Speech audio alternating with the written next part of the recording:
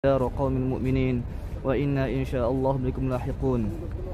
السلام عليكم دار قوم مؤمنين وإنا إن شاء الله بكم لاحقون. السلام عليكم دار قوم مؤminin wa inna insyaallah bikum lahiqun.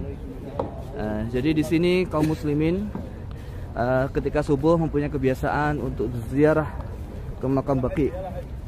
Baqi di sini yang ada di Madinah disebut dengan Baqi Al-Gharqad. Karena ada juga Baqi Az-Zubair. Ada juga Baqi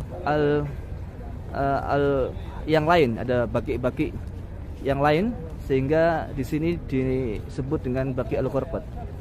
Al-Gharqad di sini dinisbatkan, kenapa disebut dengan Baqi Al-Gharqad? Karena dinisbatkan dengan tanaman yang ada di sekitar Baqi pada waktu itu. Dan jumlah luas keseluruhan dari Masjid Baqi ini adalah 1180 meter persegi. Jadi sangat luas sekali. Jadi Baqi ini adalah tempat di mana Allah Subhanahu wa taala memilihkan kepada kaum muslimin yang berada di Madinah untuk dikuburkan dan dijadikan sebagai tempat pemakaman kaum muslimin yang ada di Madinah.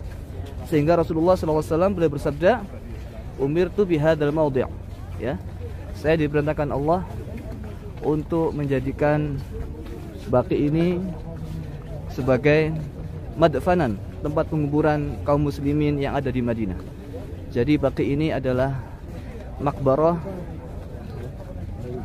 asasiyah, yaitu makbarah utama kaum Madinah. Jadi semua ahli Madinah yang wafat di sekitar haram ini pasti akan dimakamkan di Baqi ini. Selanjutnya Rasulullah SAW sebagaimana hadis yang diriwayatkan oleh Imam Ahmad, beliau mengatakan, "Man istata'a minkum ay yamuta bil Madinah falyaf'al." Siapa yang bisa wafat di Madinah, tentu ini artinya keutamaan meninggal di kota Madinah. Jadi kalau kita meninggal di Madinah, jangan kita bersedih hati. Maka kalau bisa dia meninggal di Madinah, enggak ada masalah, lakukanlah. Fa inni usyhidu liman mata fiha, sesungguhnya saya menjadi saksi kebaikannya besok di hari kiamat bagi orang yang wafat di kota Madinah. Oleh karena itu, Sayyidah Aisyah radhiyallahu anha dalam sebuah hadis sahih Muslim meriwayatkan bahwasannya Rasulullah sallallahu alaihi wasallam kullama kana lailatuha, kalau Rasulullah menginap di rumahnya Sayyidah Aisyah, maka beliau yakhruju min akhiril lail ilal Baqi. Beliau Rasulullah itu senantiasa selalu keluar di akhir malam menuju ke Baqi. Oleh karena itu, Baqi adalah merupakan tempat yang istimewa, yang mulia, yang senantiasa dikunjungi oleh baginda Muhammad SAW.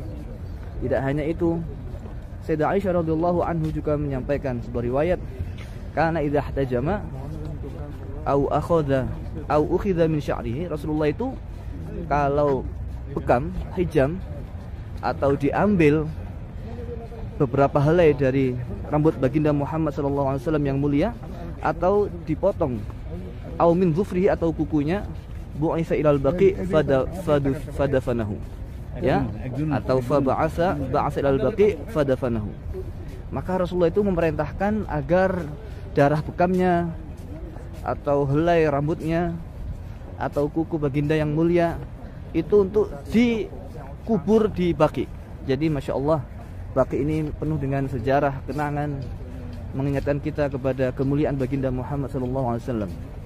Dan sesungguhnya dalam sebuah riwayat At-Tabarani disebutkan, "Innallaha yab'atsu min ahli Baqi 70,000 yadkhuluna al-jannata bighairi hisab." Jadi di Baqi ini kelak di hari kiamat itu ada 70.000 orang-orang yang akan masuk surga tanpa hisab. Maka Masya Allah, mudah-mudahan dengan barokah kesalahan mereka, dengan keberkahan mereka, kemuliaan derajat mereka, Allah Subhanahu wa taala jadikan kita sebagai orang-orang yang masuk surga tanpa hisab, bukan dengan amal kita, bukan dengan kebaikan kita, tapi dengan murni rahmat dari Allah Subhanahu wa taala, dengan kemuliaan berkah Baqi, ahli Baqi ini. Sesungguhnya lagi ahli Baqi ini punya keistimewaan yang lain daripada orang-orang yang tidak diwafatkan atau dikuburkan di Baqi, yaitu Rasulullah SAW beliau bersabda, "Ana awwalu man tanshaqqu anhul ardh." Saya adalah orang yang pertama kali nanti ketika yaumul mahsyar itu akan dibangkitkan Allah dan bumi akan memecahkan untuk saya. Kemudian summa Abu Bakar, summa Umar, kemudian kemudian makbaranya Sayyidina Abu Bakar, kemudian makbaranya Sayyidina Umar, summa ahlul baqi fayuhsyaruna ma'i. Maka setelah itu adalah ahlul baqi. Jadi yang pertama kali dibangkitkan dari kubur adalah Rasulullah